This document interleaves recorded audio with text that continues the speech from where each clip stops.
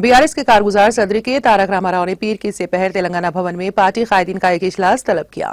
اس اجلاس میں be R S رکن قانون ساز کونسل کے کویتا سمیت بی آر ایس کے سابق وزراء، ارکان اسمبلی اور پارٹی کے اہم قائدین نے شرکت کی۔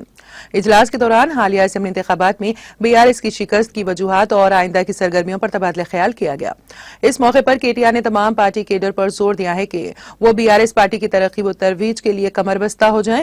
واضح ہے کہ تلنگانہ اسمبلی انتخابات میں کانگریس پارٹی نے کامیابی حاصل کی ہے، جبکہ بی آر ایس پارٹی کو ہیٹرک بنانے کی امید تھی، لیکن بی آر ایس کو غیر متوقع شکست کا سامنا کرنا پڑا۔ تلنگانہ قانون ساز اسمبلی کی کل 119 نشستوں کے من جملہ بی آر ایس نے 39 نشستوں پر کامیابی حاصل کی اور اقتدار کھو دیا۔ اس تناظر میں بی آر ایس کے کارگزار صدر کے ٹی آر نے بی آر ایس کے سابق وزراء، ارکان اسمبلی اور پارٹی کے اہم قائدین کے ساتھ ایک اجلاس منعقد کیا تاکہ پارٹی کی مستقبل کی سرگرمیوں پر تبادلہ خیال کیا جا سکے۔